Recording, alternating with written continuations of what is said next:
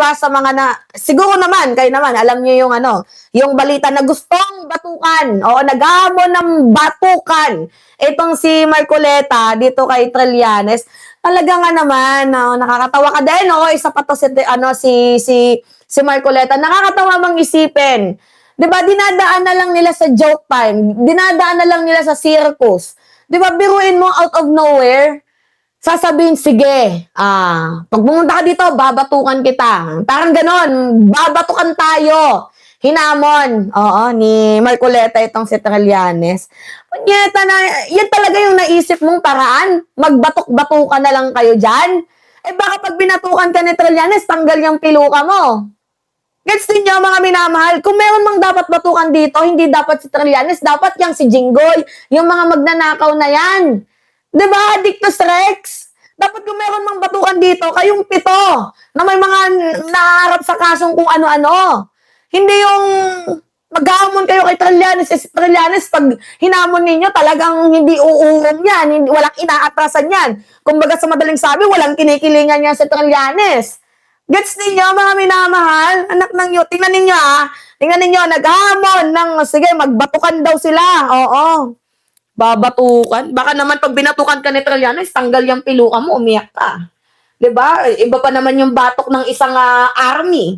Iba pa naman yung batok ng isang Trillanes. Si Bato nga, hinamon siya, 'di ba? Go ahead, Trillanes, make my day.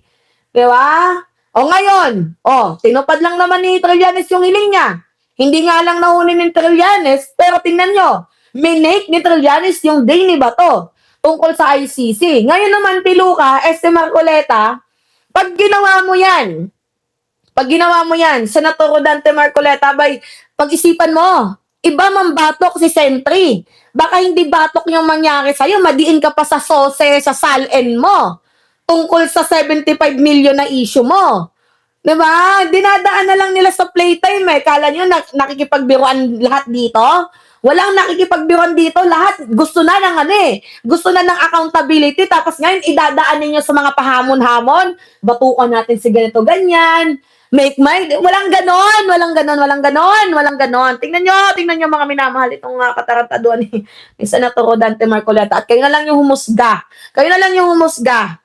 Team ako dyan, no? Hindi naman ako natatakot dito kay Marcoleta. Pero time and again, paulit-ulit ko sinasabi, nandoon ako kasi hinamon ako ni Bato Diba? Ngayon, hindi yun utos. Hindi ako inutusan ni Bato. Hinamon niya ako. Ang hamon, pwede mong i-accept yung challenge o hindi. So I accepted that challenge. Ngayon sabi ko nga, itong kung si Marcoleta, hahamunin niya akong pumunta ng Senado para batukan siya. I will accept that as well. Okay, sir, update na lang pa sa ICC, sir. May info ba tayo? Narinig din nyo? Sige, gusto mo yan? Magbatukan tayo. I-accept ko yan. Pero siguraduhin mo nakadikit yung anit-anitan mo. Baka mamaya, 'di ba? Sa sobrang pagmamataas mo, pagmamagaling mo, yung piluka mo tumalsik. 'Di ba, mga minamahal?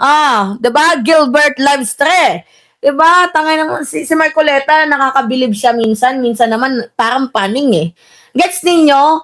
Minsan okay si Marcoleta, minsan hindi. Minsan may tama, minsan wala. 'Di ba? Out of nowhere, hamunin si Trillanes. Sige, pumunta ka dito sa Senado, babatukan kita. Paano, what if pumunta nga doon si Trillanes, tapos binatukan ka? Tapos dahil nga naghamon ka, kakasuhan mo si Trillanes? Diyos ko, si Digo nga, hindi umubra kay Sentry, ko pa Marcoleta. Sabi ni, RBX Official TV. 'Di ba? Si Digong nga hindi umubra Yung sinabing sampalin mo ako. Sabi ni Digong, sasampalin kita, pepermahan ko yung bank waiver. Ngayon, sabi ni Trillanes, go. Sige, sampalin mo ako. Ganun. Nilapit niya pa yung mukha niya. Sige, sampalin mo ako. Walang problema sa akin, sampalin mo ako. Putik, tapos ikaw, Marcoleta, maghahamon ka sa isang bihasa. Nag-iisip ka ba? Ano ba naman yan? Nag-iisip ka ba? Alam mo, Marcoleta, asikasuhin mo yung kaso mo tungkol sa 75 million sa SOSE mo, sa SALN mo. Mas maganda pa asikasuhin mo kaysa umabot sa makasuhan ka.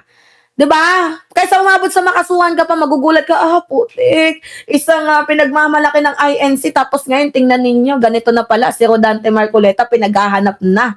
Oo, baka mamaya magtago ka din sa ilalim ng piluka mo. 'Di ba?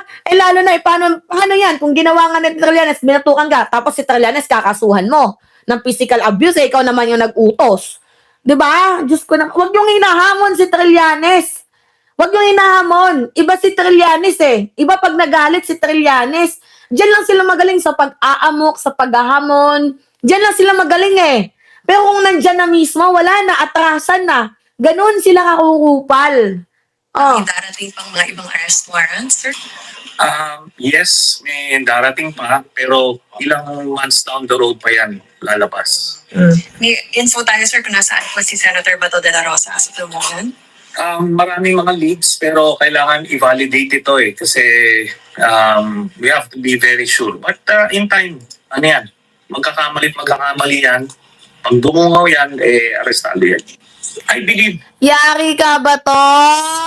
Yari ka ba to? Pag dumungaw yan, arestado ka.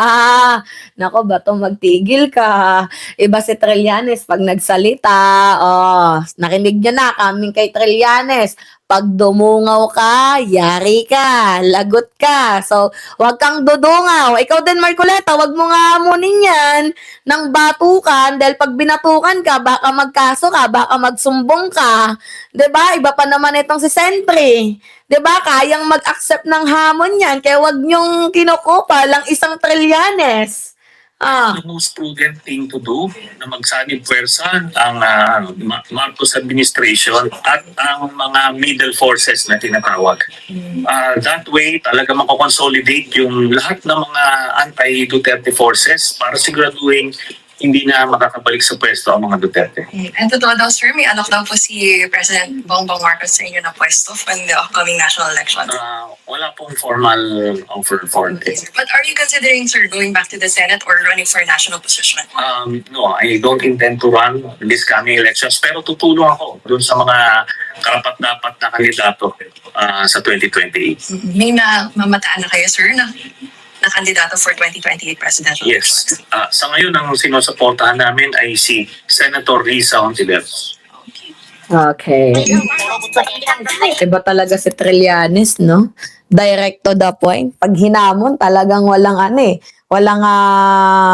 pwedeng pumigil sa kanya, 'di ba? Mga minamahal.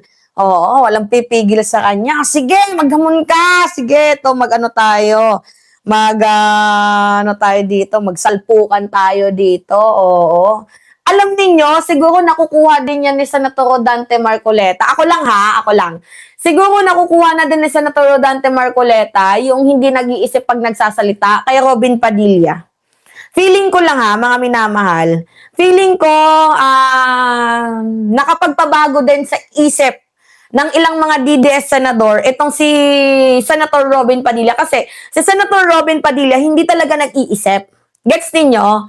Si Senator Rodante Marcoleta, nag-iisip siya, pero dahil lagi niyang kasama si Padilla, parang si Padilla kasi hindi nag-iisip ng maayos, si Robin hindi nag-iisip ng maayos.